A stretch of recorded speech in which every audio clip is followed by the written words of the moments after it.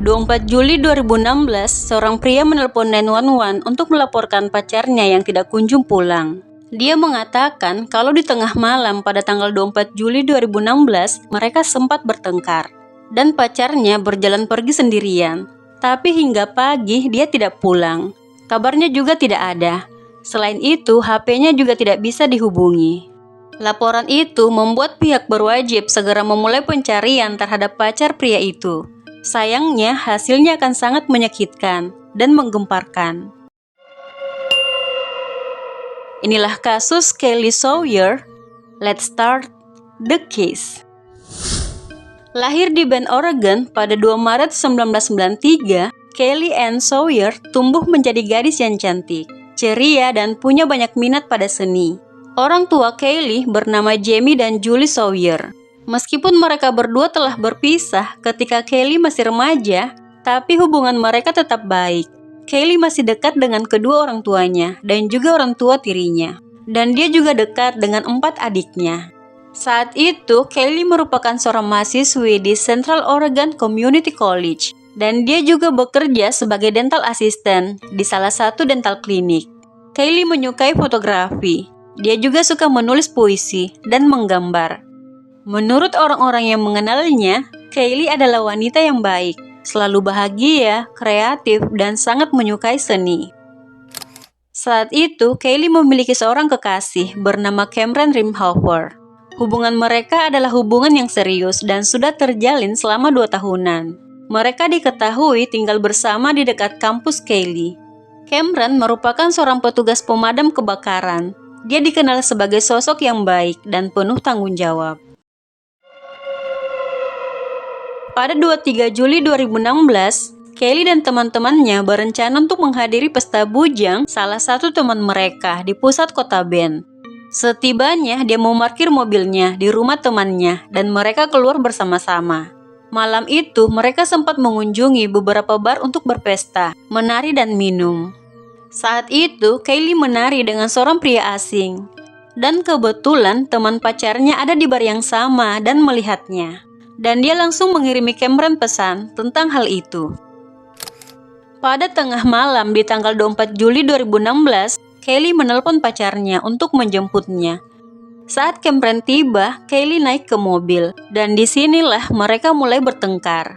Dan pertengkaran itu terus berlangsung hingga mereka tiba di tempat parkir apartemen mereka. Karena pertengkaran makin memanas, Cameron meminta Kelly keluar dari mobil untuk masuk ke apartemen. Tapi saat itu, Kelly yang menangis mengatakan dia butuh waktu untuk menenangkan diri. Jadi Cameron masuk lebih dahulu. 10 menit kemudian, Cameron keluar dengan niat ingin membujuk Kelly agar masuk ke apartemen. Tapi saat itu, Kelly sudah tidak ada di sana. Dia lalu mengirimi Kelly pesan dan menanyakan dia di mana dan memintanya kembali ke apartemen. Kelly membalas kalau HP-nya hampir mati. Cameron membalasnya lagi dan mengatakan, "Tolong jangan lakukan ini padaku. Aku minta maaf." Dia bilang lagi kalau aku berkendara mencarimu, tapi tidak menemukanmu. Kelly membalas lagi dan mengatakan, "Apa kamu bercanda? Karena itu omong kosong. Bye." Dan balasan itu menjadi chat terakhir Kelly pada Cameron. Setelah itu, dia tidak bisa dihubungi lagi. Malam itu, Cameron lanjut mencari Kelly, tapi tetap tidak bisa menemukannya. Keesokan paginya, Kelly tidak juga muncul. Cameron coba menghubunginya lagi, tapi HP-nya tidak bisa dihubungi. Saat itu, Cameron menghubungi orang tua dan teman Kelly untuk menanyakan tentang keberadaan Kelly. Tapi mereka juga tidak tahu. Karena semakin cemas dan panik, Cameron langsung menghubungi 911 untuk melaporkan Kelly yang hilang. Polisi mulai melakukan pencarian, dan kabar tentang hilangnya Kelly mulai tersebar di sosmed dan media lokal. Saat itu, ratusan relawan juga turut membantu mencari Kelly. Cameron dan teman-teman Kelly juga dipanggil untuk diwawancarai, dan mereka semua memiliki alibi yang kuat. Pencarian terus dilakukan, namun tidak ada petunjuk berarti yang didapatkan saat itu. Hingga ada seorang petugas polisi bernama Isabel datang ke kantor polisi dan memberitahu teman-temannya tentang suaminya. Dia mengatakan kalau dia merasa aneh pada suaminya. Suaminya itu bernama Edwin Lara. Dia merupakan seorang petugas keamanan di kampus Kaylee. Katanya suaminya aneh, tidak seperti biasanya. Dia banyak diam. Dan pada malam saat gadis itu dinyatakan hilang, suaminya ini terlambat pulang. Dan sejak saat itu dia sudah bertingkah aneh. Isabel sempat bertanya beberapa kali pada suaminya. Dia bilang, "Kamu kenapa? Apa yang terjadi?" Dan ada saat suaminya bilang kalau dia telah menghilangkan nyawa seseorang. Dia tidak sengaja menabrak wanita, dan karena panik dia menghabisinya. Dan Edwin juga mengatakan pada istrinya kalau barang-barang wanita itu dia simpan di gudang rumah mereka. Dari laporan tersebut, pihak berwajib menuju rumah Isabel untuk mengecek. Dan saat itu ditemukan kartu identitas Kaylee, batu berlumuran darah, dan segumpal rambut. Yang nantinya, darah dan rambut itu dinyatakan milik Kaylee. Dari penemuan tersebut, polisi yakin kalau kejadian itu bukan kecelakaan, tapi itu penghilangan nyawa yang kejam. Sayangnya saat itu, Edwin sudah melarikan diri dengan membawa senjata istrinya. Dalam pelariannya, Edwin menculik seorang gadis berusia 19 tahun saat itu bernama Andrea, yang saat itu baru pulang kerja dan sedang duduk di mobilnya yang ada di parkiran. Dan dengan dibawa ancaman, Andrea mengikuti perintah Edwin untuk mengendarai mobilnya ke California.